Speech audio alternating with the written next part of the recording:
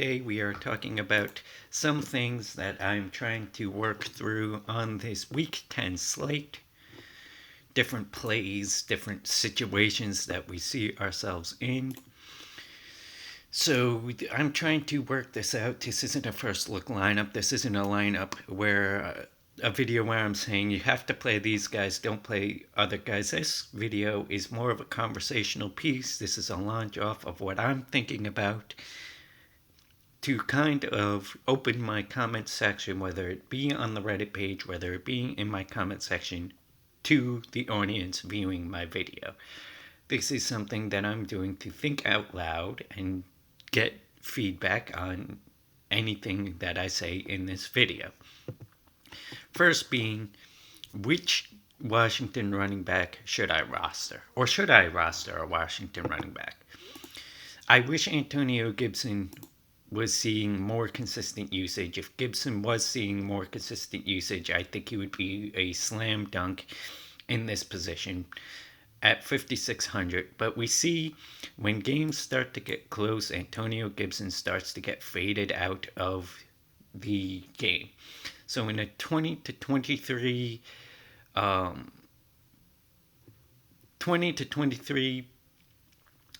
loss to the Giants, he only had 6 attempts. But when they got up against Dallas, he got 20 attempts. When the game was close against New York, he only got 9 attempts. Game got out of hand in Los Angeles, he got 11 attempts. And then there's J.D. McKissic at 4,900, who doesn't see a lot of attempts, but does see a decent amount of targets. Do I think he will see 14 targets? No. But do I think 5 to 7 is out of the realm of possibility? No. And I think his usage in the passing game does give him a really good floor at 4,900.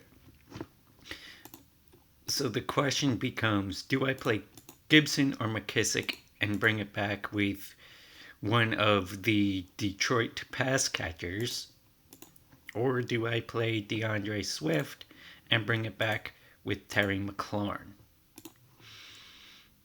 This is one thing I'm trying to work out. I'm trying to work out how to balance this game, which running back I should play from this game, because I want to play a running back from this game. I just don't know which one yet. DeAndre Swift, another guy who, if he sees the usage that we all think he should get, I think he isn't play at 5,100. 13 attempts, 5 targets. I think that is a really, really good floor of targets. 14 attempts in Jacksonville with 4 targets, putting up 30 fantasy points. So we do know his floor when he does get the ball, and his ability to catch the ball, his usage in the passing game is there. But the question is this going to be a 6 attempt game, a 9 attempt game? What usage and what situations should we be playing DeAndre Swift? What situations should we be playing J.D. McKissic? Or which situations should we be playing Antonio Gibson? The next scenario that I am trying to work through is it viable to be playing Davante Adams and Aaron Rodgers when they are both almost at their maximum price at their position? Should we be forcing a stack with Adams and Rodgers? We do know Davante Adams has an insane floor. 12 targets, 11 targets, 16 targets, 10 targets. I'm not doubting that Davante Adams has a huge floor, and I do think even at 9K he can hit value. I do think he will get you to 20 points. But is it viable to play Rodgers and Adams? Or are we going to have to go through to the other side of this game and maybe play Jake Luton at 5,400. Now, if Shelton is out, I do think there is more plays to be made. Chris Conley has seen an uptick in targets with Shelton out. With Shelton in, he does not see a lot of volume. But if you look at week 8 when Shelton was out, 8 targets. When Shelton was out against Houston, another 8 targets. So if Shelton is in fact out, I do think a Luton stack with Conley is in play. And then you can bring it back with Davante Adams, and you could have a very viable build. You're getting the floor of Davante Adams, but you're not restricted to the high price of the Adam Rodgers stack. We are getting a stack in the other side of this game, a game in which Jacksonville presumably will be behind and passing a lot, and should be a good opportunity for Conley at 3,000 to have a big game. Or are we avoiding Davante Adams altogether and just plugging in Aaron Jones? Aaron Jones at 7,100 is in play. Does see a good amount of usage in the passing game. 15 targets in his last 3 games. Does have the ability to get you to 22 fantasy points. I do think that 15 to 20 fantasy points is in the realm of possibility. So I do think Aaron Jones is in play. And there aren't a lot of situations where I think you should... Or are we playing Aaron Rodgers, Aaron Jones, and a guy like Adam Lazard, who is a solid number 2. So I do think Adam Lazard at 4,000, if he comes back, giving you a floor of 4 targets and a ceiling of 8 targets is in play.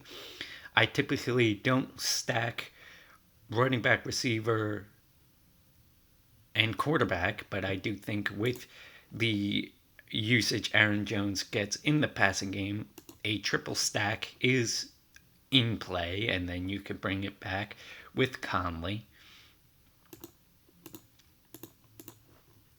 Okay, so I talked about...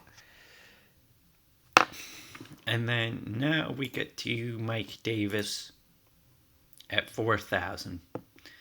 I do think this is a giant misprice. They priced him like Christian McCaffrey is there. If Christian McCaffrey is there, I don't think this is a question. I think Mike Davis gets pulled from the equation if Christian McCaffrey is in fact playing.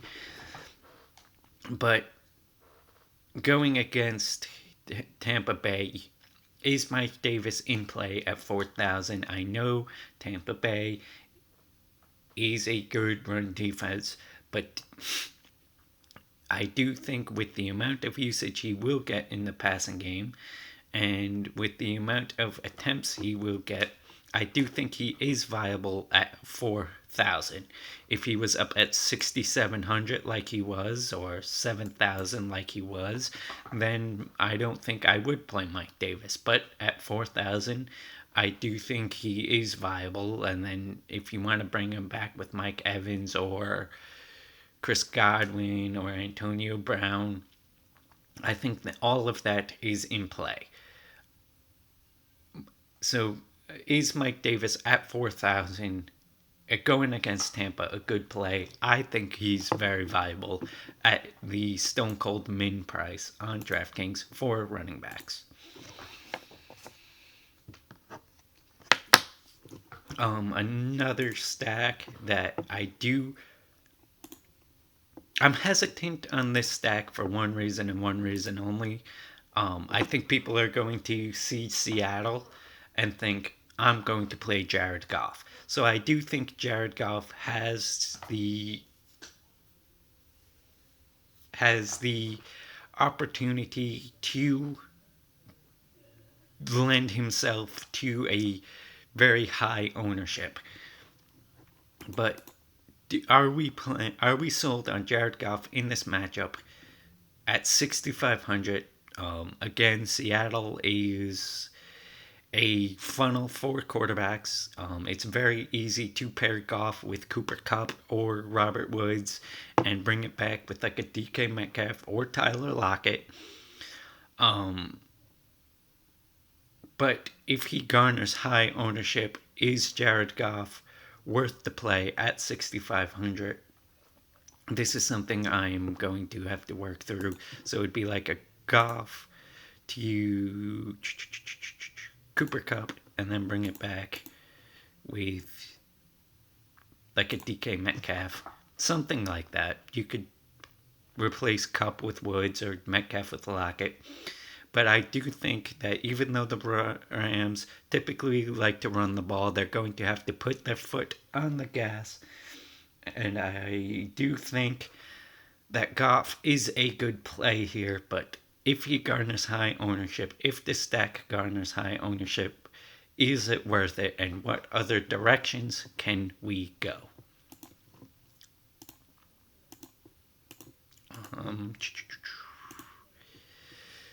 Now, this is a question that I want to pose.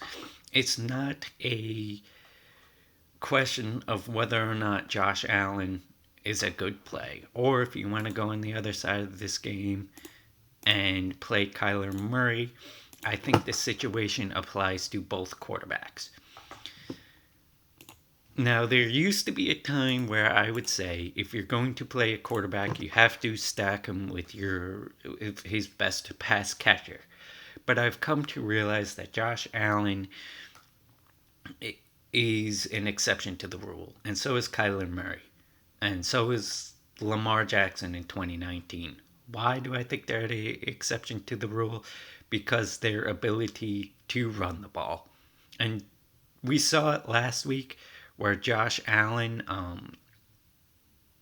he got into the end zone for a rushing touchdown, and B, when he threw touchdowns, he didn't throw the touchdown passes to Stefon Diggs. He spread it around to like 3 different receivers. He threw 4 touchdowns and not one went to Stefon Diggs.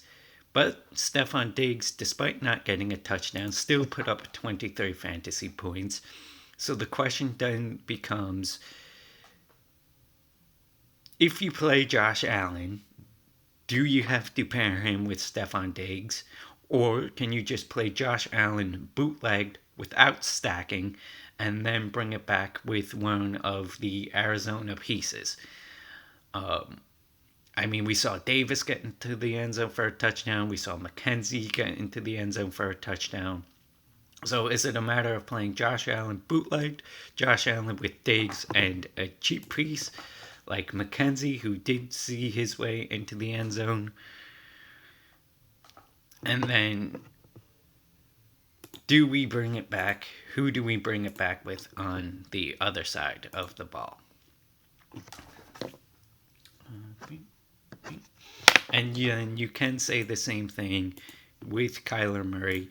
If you play Kyler Murray, does he have to be stacked? Because he has been running the ball a ton. He does have the ability to do it with his legs. So if Kyler Murray is in play, do I have to pair him with somebody else? Something.